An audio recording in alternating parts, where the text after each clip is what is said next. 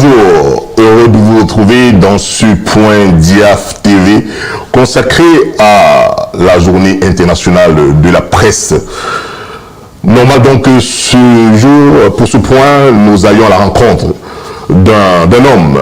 Il est d'abord un entrepreneur dans l'univers de la presse au Cameroun. Il est aussi journaliste. Il défraie généralement la chronique par ses nombreux éditoriaux qui généralement ne font pas plaisir au régime de Yaoundé. Cette journée du 3 mai, pour le gouvernement du Cameroun, notamment pour le ministre de la Communication, René Sadi, avait pour thème le journalisme sous l'emprise des réseaux sociaux. Est-ce que c'est également le thème partagé par les acteurs de la presse camerounaise? Nous allons en savoir davantage avec un homme. Juste le temps de la transition, la régie m'informe qu'il est bien installé de l'autre côté de la ville, aux 7 collines. Entendez Yaoundé, la capitale du Cameroun. A tout de suite. DIAF Télévision, la chaîne qui brise les chaînes. Il a été directeur de publication, autant pour moi, du quotidien Mutation pendant 11 ans. C'est un entrepreneur, rappelais-je tout à l'heure, dans l'univers de la presse. Il crée le quotidien Le Jour en 2007, l'un des quotidiens privés les plus lus au Cameroun. En 2008, il lance la maison d'édition, les éditions du Chabel. Il y a 2 ans, il faisait partie de ces patrons de la presse que passait Atangandi, ministre de l'administration territoriale, autant pour moi au Cameroun, pour agent à la solde de certaines ONG aux ordres, selon lui, à qui ils fournissent des rapports erronés contre les forces de défense et de sécurité. Il a le don, disais-je tout à l'heure, de ces éditoriaux qui ne plaisent pas toujours aux dirigeants de Yaoundé. On l'appelle Aman Mana. Il est mon invité de ce DIAF point, Monsieur Aman Mana. Bonjour et merci d'avoir accepté notre invitation ce jour.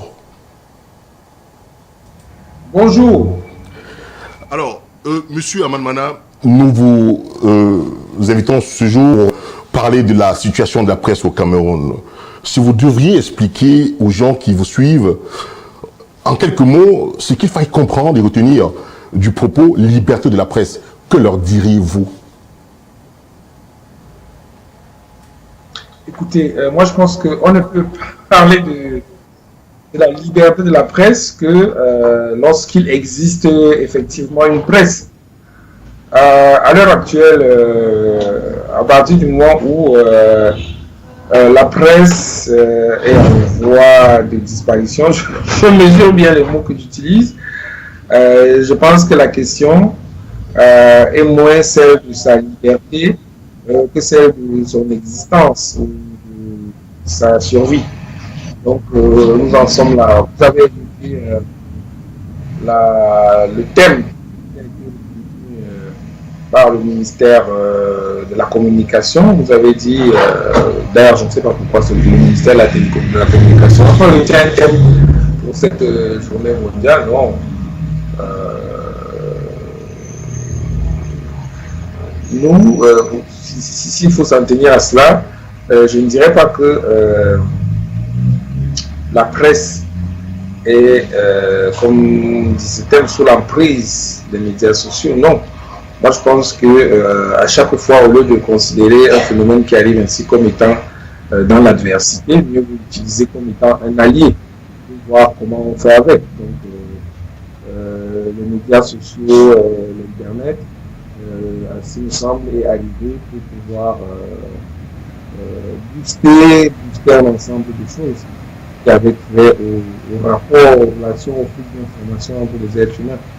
Donc, pour moi, je pense que les réseaux sociaux, l'Internet et le reste sont des opportunités qui peut-être momentanément peuvent remettre la question à un certain nombre de modèles anciens. Et je pense que oui, il y a une question. Il faut qu'on s'adapte. On a besoin d'une adaptation, alors d'une réadaptation pour pouvoir être en place. Voilà. D'accord, les mots sont forts. Hein. Monsieur Aman Mana parle même de la disparition de la presse. Selon lui, il ne semble pas en phase avec le propos du ministre de la Communication, c'est-à-dire qu'il lui parle plutôt d'une presse sous l'emprise des réseaux sociaux. J'espère que vous m'entendez très bien. Je vous entends, ça va. D'accord. Alors, on va entrer dans le sujet. Mais juste, si vous me permettez, comment est-ce qu'un patron donc, de la presse aujourd'hui, comme vous, se lève un 3 mai? Comment se déroule cette journée-là pour lui? On a bien compris que vous avez annoncé les couleurs. C'est une situation pour vous, enfin, celle de la presse, qui est assez plutôt alarmante. Est-ce qu'on peut avoir 2 ou 3 informations sur comment vous avez passé cette journée du 3 mai, vous et vos différents collègues? Non, écoutez, moi, le 3 mai, j'avais un engagement avec les étudiants du journalisme à travers l'association Presse et Citoyenneté à l'ESTI. Et nous y sommes allés pour échanger avec les étudiants en journalisme sur le journalisme et l'édition. C'était le thème qu'ils avaient choisi. Donc, j'ai choisi de partager ma petite expérience avec ceux qui apprennent le métier. Donc, voilà comment mon 3 mai s'est passé. Mais je pense que pour parler du 3 mai, il faut revenir aux sources, il faut revenir à la source de ce que c'est que ce 3 mai. Ce 3 mai, c'est depuis 1993 à Windhoek, où sont réunis un ensemble, sous l'égide de l'UNESCO, un ensemble de ténors de la presse mondiale. Et nous avions Pius Ndiawe, qui représentait le Cameroun à cette réunion à Windhoek. En 1993, et où il a été décidé que le 3 mai serait la journée mondiale pour la liberté de la presse. C'est très très important de le souligner aujourd'hui. Donc voilà pour le 3 mai, mon 3 mai à moi. Voilà. Alors, on a bien compris votre hypothèse de départ par rapport à ce corps de métier que constitue la presse aujourd'hui, mais nous voulons quand même partager avec vous une conclusion d'une ONG que vous connaissez bien, Reporters sans frontières, qui a fait dans son rapport, n'est-ce pas, une conclusion qui fait passer le Cameroun, qui fait gagner au Cameroun 17 places. Le Cameroun est désormais 118e pays, n'est-ce pas, classé parmi les pays où la liberté de la presse est encore remise en question. La Norvège est le premier pays et l'Érythrée le dernier pays. Est-ce que vous avez un commentaire à faire sur ce classement-là? Vous le partagez ou pas? Il n'a pas de sens selon vous?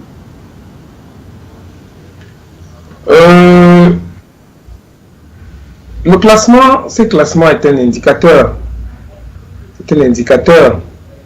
Moi, je pense que en général, dans notre pays, on aime à utiliser, à mettre en avant un certain nombre de données.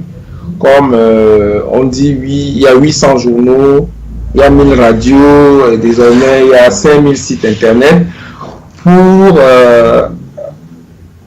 essayer de dire qu'à partir de là, il y a une certaine vitalité dans la presse. Ce qui est faux. Ce qui est faux. Non. Ce qui est questionnable ici, c'est la viabilité de ces entreprises de presse et la capacité des journalistes à bien faire leur travail. Et c'est ça qui est le problème. C'est ça qui est le problème. Et il y a matière à discussion. La matière à discussion, c'est est-ce qu'au Cameroun, un journaliste a la possibilité d'exercer dans les conditions de liberté les tâches de collecte, traitement et diffusion de l'information? Nous disons non, parce qu'il y a un ensemble d'embûches déjà administratives, sociologiques et enfin économiques à ce process.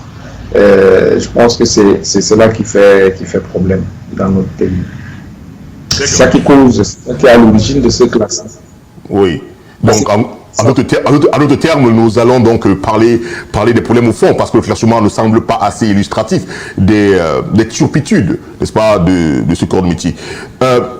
Si vous devriez donner aujourd'hui 5 mai, des chiffres sur certains de vos collègues aujourd'hui encore embastillés ou écroués dans les prisons au Cameroun, en avez-vous?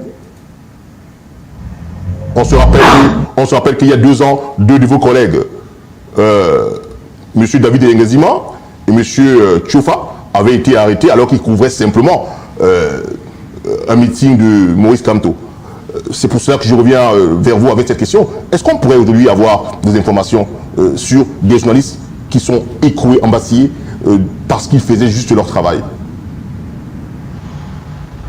Je ne veux pas jeter dans une bataille de chiffres qui n'a aucun sens. Vous avez dit tout à l'heure le fait que en exerçant leur métier, il y a quelques mois, 2 de mes collaborateurs se sont retrouvés au commissariat où ils ont passé presque une semaine. Ça démontre déjà à suffisance que nous sommes dans un pays où exercer le métier de journaliste peut vous amener tout simplement à la perte de votre liberté. Ça, c'est déjà quelque chose de grave et qui ne devrait pas pouvoir être. Mais là ce n'est qu'un problème.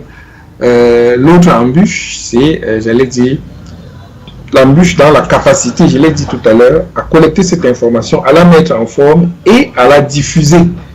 Ça, c'est problématique. C'est là où c'est problématique.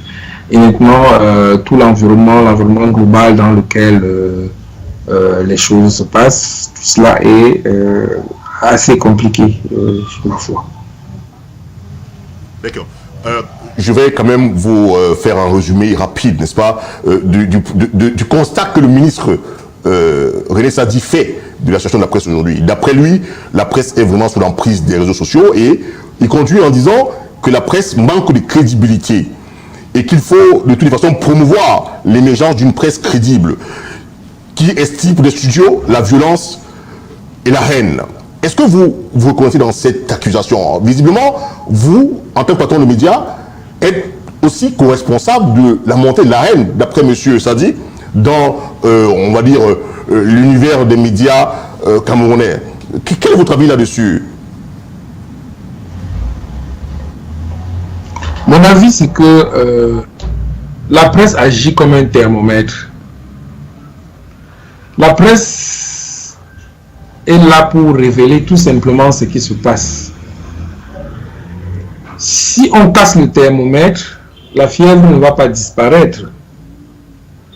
Lorsque vous avez à la maison un enfant qui a le palu, ça ne vous sert à rien de casser le thermomètre. Et la presse, lorsque le thermomètre vous aura dit que l'enfant a 40, 41, 42 de fièvre, ce qu'il y a lieu de faire, c'est d'essayer de soigner l'enfant. Lorsqu'il y a la haine dans un pays, lorsque la haine dégouline des décisions d'un gouvernement, lorsque les agents d'un gouvernement chargés de l'exécution de ces décisions sont mus par la haine, par toutes sortes de haines, vous pensez que cette haine-là ne va pas être... Cette haine-là, elle va être révélée. Elle va être révélée par, malheureusement, les journaux. Les journaux doivent voir la haine et ne pas la dire. Les journaux doivent voir la haine et se taire. Les journaux sont là tout simplement pour dire la haine qu'ils ont vue et entendue. Donc, à l'origine de la haine, ou bien des haines, pour parler comme... pour utiliser le mot que vous m'avez... Enfin, le mot que vous avez prononcé. La haine n'est pas le fait des journaux. La haine est le fait d'un ensemble de décisions, de faits, de personnes, d'un système, d'une manière de diriger, d'une manière de faire. C'est cette haine-là que les journaux, en tout cas le mien, révèlent tout simplement. Notre journal ne crée pas la haine. Notre journal révèle la haine qui existe. Je résume, il ne sert à rien de casser le thermomètre. Il faut faire baisser la fièvre par d'autres moyens. En d'autres termes, donc, on devrait comprendre que M. René Sadi, dans sa sortie ce 3 mai, procède plutôt par une espèce de transfert de psychologie en faisant porter la casquette de la responsabilité de cette recrudescence de la haine des réseaux sociaux aux médias que vous êtes, à la presse, alors que vous êtes simplement le thermomètre qui donne l'information sur la situation et que les causes sont ailleurs, notamment, si on vous a bien compris, sont du côté de ceux qui dirigent ce pays. C'est bien cela.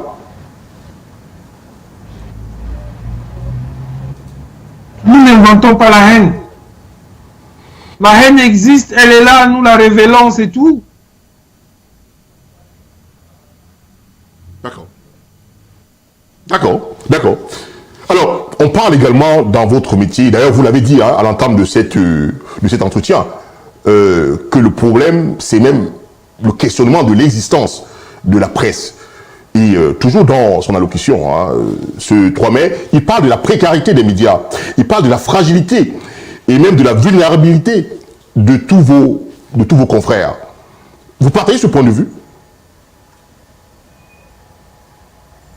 La vulnérabilité, la fragilité et la précarité de vos confrères comme conséquence d'une offre d'informations assez laborieuse.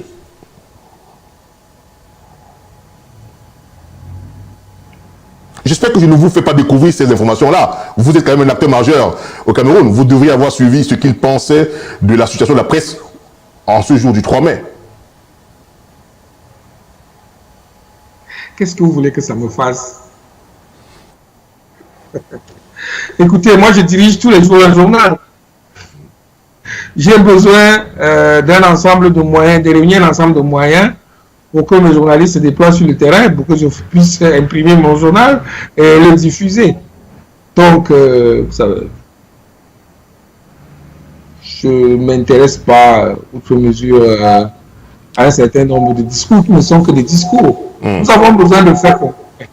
Nous, les journaux, nous, les organes de presse qui essayent de faire leur travail, nous, tous les jours, nous faisons un travail qui est un travail de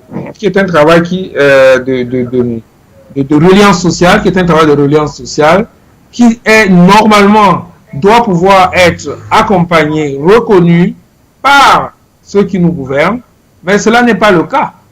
Prenez quelque chose comme ce qu'on appelle l'aide à la presse, l'aide aux médias, à communication privée, qui est absolument risible de toujours. Je veux dire que si les autorités publiques reconnaissaient ce que nous faisions, cette aide serait véritablement plus substantielle.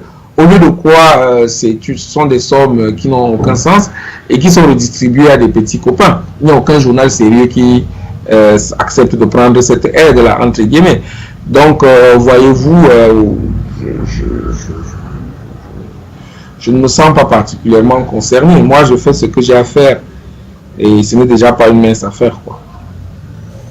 D'accord. Donc, en gros, oui, vous confirmez que cette précarité existe, mais les causes également sont de nouveau plutôt à voir du côté de ceux qui sont supposés organiser et soutenir le fonctionnement de la presse.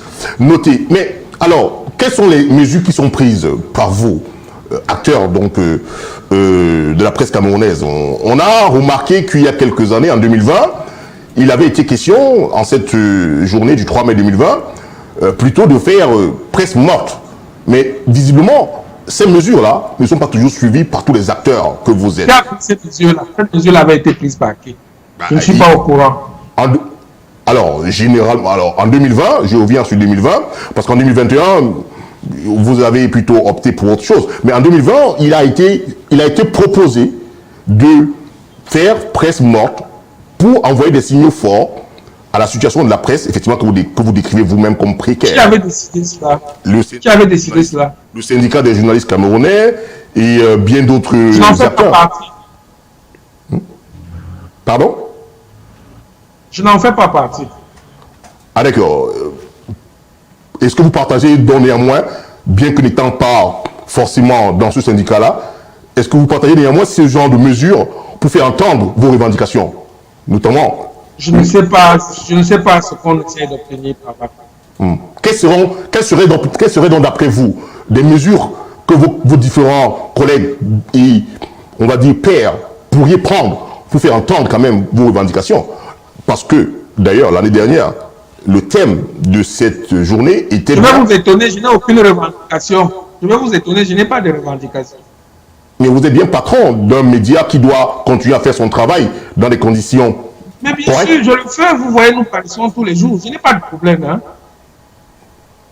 Alors, est-ce que vous pouvez penser au-delà de votre structure, alors, puisque vous devez penser au-delà de vos structures. Je vous ai entendu quand même, il y a quelques années, je crois qu'il y a quelques temps, vous-même vous reprochiez quand même la qualité de la presse aujourd'hui. Vous reprochez un certain nombre de contenus de médias.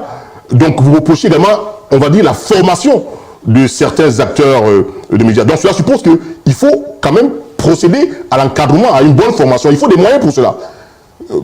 Est-ce qu'on est d'accord au moins sur ce point? Je peux parler de l'organe de presse que je dirige. Les journalistes stagiaires, les journalistes qui sont chez nous, au jour, ils font passablement bien leur travail. Vous pouvez regarder. Nous n'avons pas de procès, nous n'avons ni au CNC, ni dans les cours de tribunaux. Nous essayons de faire bien notre travail. Je peux parler que de ce que je connais. Hein. Je ne veux pas me mettre à donner maintenant des leçons aux gens ou soit des chacun fait comme il sent. Mais bon, je veux dire une fois de plus, je ne revendique rien. Est-ce qu'il faut pas à un moment donné quand même se mettre ensemble sur une table pour arriver à faire fonctionner un organe, des organes de presse comme cela se voit ailleurs? Parce que vous semblez, laissez-moi, permettez-moi de vous faire remonter que chaque société, chaque pays a les médias qu'il mérite. C'est un défaitisme total que vous affichez là. Hein. On a l'impression que vous êtes dans un défaitisme total là. Hein. Tout au contraire. Tout au contraire. Je suis très positif. Je suis très très positif. D'accord. Alors, dites-nous, Monsieur Aman Mana, vous savez, vous êtes un acteur majeur hein, de la presse camerounaise. Hein. Vous avez le média, l'un des médias les plus lus au Cameroun. Hein. C'est pour ça qu'on vous a choisi aujourd'hui. Et nous allons poursuivre cet entretien, effectivement, pour essayer de comprendre. Parce que c'est vous-même qui avez planté au décor d'une presse totalement à l'agonie. C'est vous qui l'avez planté, Monsieur Aman Mana. Aujourd'hui, donc, vous parlez de la presse qui est celle que mérite le Cameroun. Vous n'êtes pas d'accord avec elle. Si on devrait aujourd'hui sortir de cette situation pour parler de votre organe de presse, le quotidien Le Jour, qu'est-ce qu'on fait? J'ai bien compris que vous ne revendiquez rien. J'ai bien compris que vous faites bien votre travail. Mais vous allez tout au moins rappeler que la presse n'existe pas. On fait comment, M. Amanmana? Je n'ai pas dit que la presse n'existe pas. J'ai dit qu'elle est dans des conditions difficiles, très très difficiles, et qui mettent en péril son existence. D'accord. Ok. On va continuer. Aujourd'hui, vous nous dites vous-même que vous ne faites pas partie du syndicat des journalistes camerounais. Comment on organise donc un corps de métier si on ne fait pas confiance à un syndicat des journalistes? On fait comment pour l'organiser? On fait comment? Je vous prie de ne pas parler du syndicat des journalistes. Je n'en fais pas partie. Hein.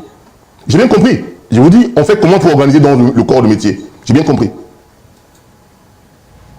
Nous avons la Fédération des éditeurs de presse qui essaye d'adresser les questions qui concernent les éditeurs de presse, la fourniture de papier, l'imprimerie, les rapports avec les pouvoirs publics et tout le reste. Voilà. Ça, c'est l'association dont je fais partie, dont je suis le président, la Fédération des éditeurs de presse du Cameroun. Nous observons ce qui se passe et lorsque nous devons donner un point de vue, nous le donnons. Parfait. Alors, pour parler effectivement de l'édition, aujourd'hui au Cameroun, le constat est clair. Il est compliqué d'avoir un tirage de 1000 exemplaires à la journée. La crise y est. Elle explique tout. Comment on fait en tant que directeur de publication d'un quotidien comme le vôtre pour continuer à tenir alors que 50 exemplaires tout au plus sont consommés et par conséquent, les pertes sont là. Les pertes qui expliquent quand même qu'on n'arrive pas à rentrer dans les tirages de quotidien qu'on fait. Comment on fait pour s'en sortir? Qui vous a donné ces chiffres-là? Comment vous avez ces chiffres-là? S'ils ne sont pas bons, donnez-nous les bons chiffres alors. C'est pour ça que vous êtes là. Non, si vous avez des chiffres, donnez vos chiffres, donnez au moins la source de vos chiffres. Alors, effectivement, nous n'allons pas loin chercher la source. Hein. Nous les cherchons auprès, effectivement, des organes habilités à nous les donner. Vous avez dit que vous ne faites pas partie du syndicat des journalistes. Nous les avons récupérés auprès de vos confrères, hein, de vos confrères au Cameroun, qui font partie de ce corps-là, de ce syndicat-là. Visiblement, vous ne les partagez pas. Je voudrais donc avoir les vôtres. Quelle est la situation aujourd'hui des tirages en rapport avec la rentabilité au regard de la crise financière au Cameroun?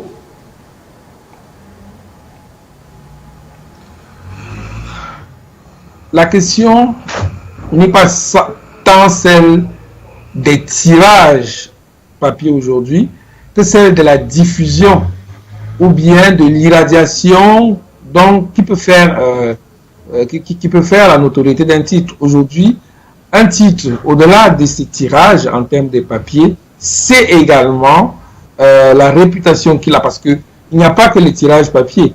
Il y a le nombre d'abonnés numériques, il y a le nombre d'abonnés numériques, il y a la visite, les visites sur votre site, dans la notoriété, les abonnements également. Donc, il y a un ensemble de choses qu'il faut conjuguer pour pouvoir, de nos jours, ce n'est pas parce que vous avez tiré à 1000 exemplaires que vous avez seulement 1000 lecteurs.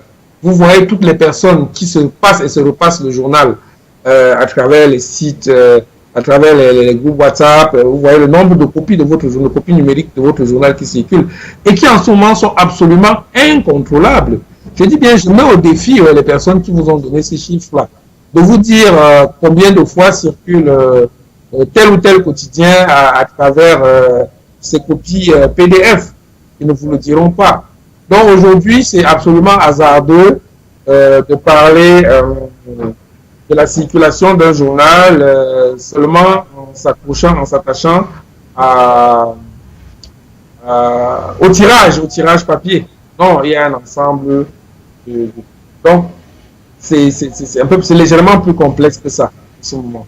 Alors je voulais juste rappeler que nous faisions tout à l'heure une association tirage rentabilité. Il est clair, vous êtes aujourd'hui quotidien de jour, c'est sans flatterie aucune, vous êtes un des médias les plus lus au Cameroun. Ce que nous voulions savoir, c'est comment... Est-ce que je peux me poser une question? Est-ce que je peux vous poser une question? Je peux me permettre une question? Comment vous lisez le quotidien le jour? Comment vous obtenez le quotidien le jour? Je vais répondre à votre question si vous voulez, mais si vous me permettez, rassurez-vous, aujourd'hui, vous souffrirez que je sois celui qui pose des questions. Mais la prochaine fois, rassurez-vous... Je suis désolé. Si vous ne répondez pas à ma question, je ne répondrai plus à vos questions. Monsieur Amalmana, vous ne pouvez pas le faire. C'est un entretien, écoutez bien, c'est un entretien, c'est-à-dire un entretien. Il y a un mouvement d'aller et de retour. Si vous ne répondez pas à ma question, ça veut dire que vous avez bloqué la conversation. Monsieur Amalmana, vous ne pouvez pas le faire. Vous ne pouvez pas le faire. Vous êtes un expert des médias. Vous je ne avez suis souvent... pas un procureur. Vous n'êtes pas un procureur. Vous n'êtes pas un procureur, vous êtes un journaliste qui parle à un autre journaliste. Donc, je vous pose une question, répondez à ma question. Alors, je sais, monsieur Amalmana, vous faites Comment exactement vous le quotidien Monsieur Amalmana, vous avez bien compris qu'on vous lit.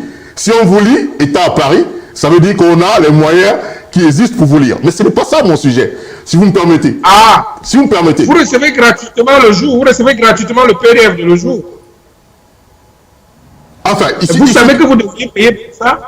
Alors, je vais répondre à votre question autrement, si vous voulez, monsieur Amalmana. Monsieur Amalmana, s'il vous plaît. Comment on fait pour accompagner aujourd'hui des médias au Cameroun, sachant que on va dire, le SMIC au Cameroun ne permet même pas aux gens de vivre aisément. Sachant que les tirages au Cameroun aujourd'hui ne permettent plus aux patrons de médias que vous êtes de rentabiliser les coûts de ces tirages. La question n'est pas tant dans le nombre de lecteurs, elle est plutôt sur la rentabilité au regard des frais de tirage qui sont les vôtres pour mettre à disposition cette offre-là aux Camerounais.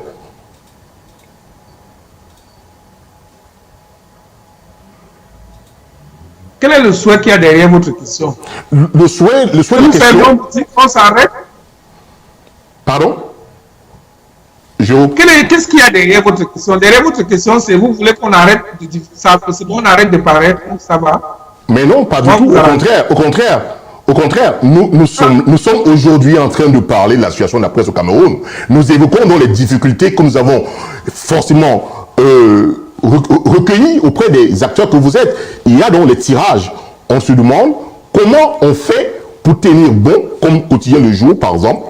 Certes, vous avez une édition qui s'appelle le Chabel, mais comment on fait pour tenir bon, sachant qu'on n'arrive pas à écouler suffisamment ces tirages. Effectivement, vous avez raison, nous les recevons ici, nous ne payons pas un centime. Ce serait bien d'ailleurs. Si vous ne voulez payez que pas un centime, vous pensez que nous allons faire comment pour survivre? Alors, bonne question. Si vous voulez qu'on fasse le débat, si vous voulez qu'on fasse le débat là-dessus. Dans une démarche citoyenne, dans une démarche responsable, vous devez m'envoyer un chèque tous les ans.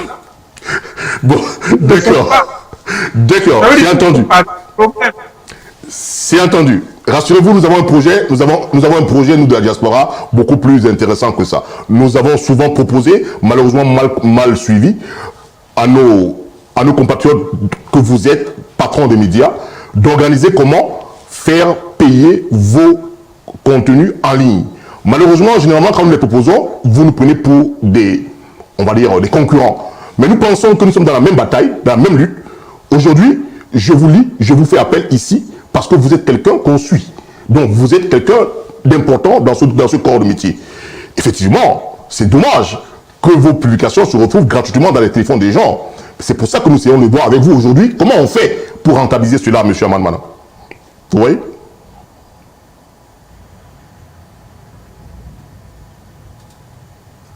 Vous savez, on vous écoute. Je vais être... On vous je vais être dur avec vous. Non, soyez pas dur. Soyez-le si vous voulez. C'est plus important, c'est qu'on vous écoute. Je vais être dur avec vous.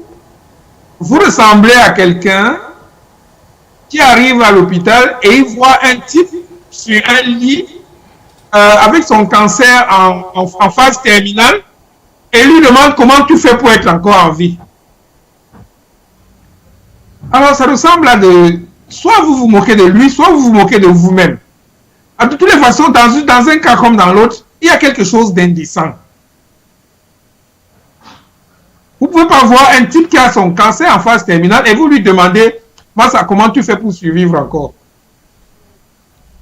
C'est une interprétation que vous donnez que nous ne partageons pas, parce que nous sommes plutôt dans une démarche de dire que nous devons être ensemble. Nous devons être ensemble pour être forts. J'interprète parce que je suis... J'interprète parce que je suis... J'ai un cerveau qui fonctionne encore. Malheureusement, votre interlocuteur, il a un cerveau qui fonctionne encore. Non, alors, vous pouvez être rassuré, c'est pas notre démarche. C'est pas notre démarche. C'est pas notre démarche, vous pouvez être rassuré. Nous voulons ensemble poser les problèmes de notre corps de métier, ensemble, trouver des solutions. En les posant d'abord. Aucunement... C'est pas dans les interviews à la télé qu'on trouve une solution, cher ami. C'est dans une prise de conscience collective de ce que les médias qui font encore preuve d'indépendance ont besoin de tous ceux qui les consomment, de tous leurs lecteurs, de tous leurs téléspectateurs, appelez ça comme vous voulez. Le produit média est un produit qui n'est pas gratuit. Nous envoyons des journalistes, nous leur payons des frais de reportage, nous leur payons des salaires, certes de manière irrégulière, mais nous leur payons quand même des salaires. Ils vivent de ça. Il est important que vous qui consommez les médias, que vous payiez d'une manière ou d'une autre. Maintenant, c'est à nous, ça c'est clair, c'est à nous de peaufiner le modèle économique qui va permettre aux uns et aux autres de pouvoir être dans un mouvement de gagnant-gagnant. Ça, c'est sûr. Mais il est important que vous ayez déjà la démarche intellectuelle qui permet de savoir que je consomme ce média, je le paye. Est-ce qu'on se comprend? Je vous suis très bien. Je vous suis très bien. Si je peux donc retorquer. Monsieur Amanmana, on a bien compris donc qu'il y a un véritable problème de la conscientisation des Camerounais consommateurs de l'information qui ne se prêtent pas à la démarche du paiement de l'information qu'ils reçoivent. L'information est donc bien saisie.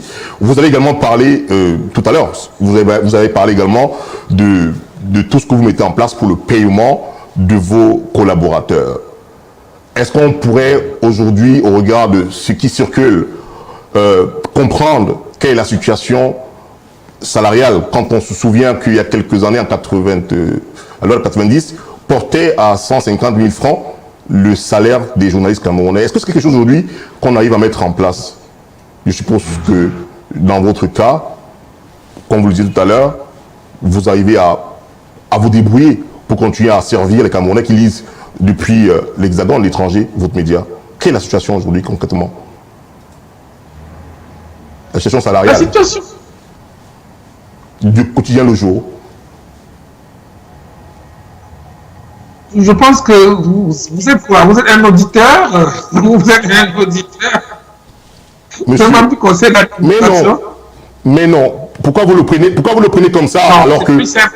Alors c'est une question pourtant qui va en étroite ligne avec le constat que vous nous avez fait sur la difficulté à recevoir une aide de l'État à la presse privée, pour la presse privée. Pourquoi vous prenez ça comme une L'aide de addition? l'État ne payera pas le salaire ici.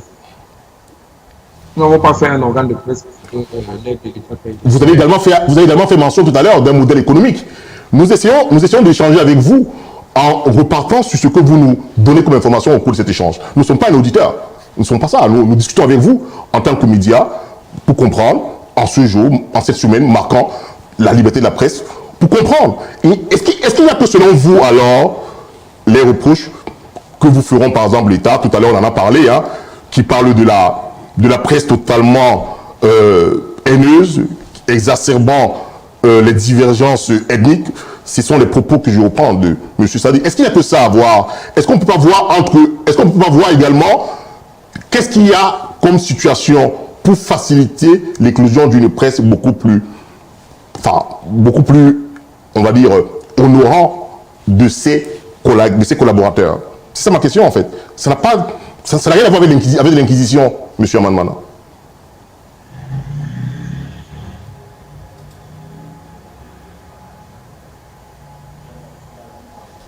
Vous avez essayé de repréciser votre question, mais je ne suis pas sûr que je la comprends. Hein. Alors, on va avancer. De toutes les façons, ce que j'essayais de dire, c'est que on a bien compris que de nos jours, la presse camerounaise est dans une situation difficile de vos propos. Et ce que j'essaie de comprendre, c'est comment aujourd'hui se porte, on va dire, l'ensemble des salariés de cette presse au Cameroun, ou alors pour le quotidien le jour. Ce n'est pas de l'inquisition. Peut-être que ça peut aider d'autres à comprendre comment vous, Amanmana, faites pour continuer à rester debout. Parce que plusieurs sont quand même tombés. C'est aussi ça l'intérêt de ces échanges. C'est permettre aux autres de voir. Nous sommes aussi ceux qui vous regardons. Et grâce à vous, nous voyons. Et nous essayons d'avancer parce qu'on vous voit faire. Il n'y a pas toujours de l'inquisition. Quand on vous regarde, quand on vous pose des questions, peut-être qu'on apprend de vous également. Vous êtes quand même un acteur depuis plusieurs années dans ce domaine-là, M. Amanmana. Peut-être qu'on apprend aujourd'hui de vous en vous écoutant. Hein. Je ne suis pas sûr d'être la personne idoine. Pourquoi vous vous sous-estimez? Vous êtes quelqu'un de très important, c'est pour ça que je vous ai invité, sans flatterie aucune. Je vous dis, je ne suis pas sûr d'être la personne idoine. Est-ce que je vais tirer la couverture de mon pays? C'est peut-être mieux de poser la question aux personnes qui sont à même d'y répondre plus simplement avec c'est tout. D'accord. Donc, je vous ai compris. Alors, si aujourd'hui, on devrait simplement demander au directeur de publication, le patron de Quotidien Le Jour, ce qu'il penserait pour l'avenir de la presse, peut-être pas pour lui, parce que vous avez dit, vous ne demandez rien, pour l'avenir de la presse, quelles sont des suggestions qu'il ferait à tous ceux qui l'écoutent, qui se débrouillent dans ce domaine-là? Débrouiller ici, le mot entre guillemets, hein. Qu'est-ce que vous leur suggériez comme conseil? Je suggérerais que les citoyens, les consommateurs de médias prennent conscience du fait que le produit média, à savoir l'information, n'est pas un produit gratuit. S'ils consomment de l'information, pour consommer de la bonne information, il faut être capable, c'est même un devoir de payer pour.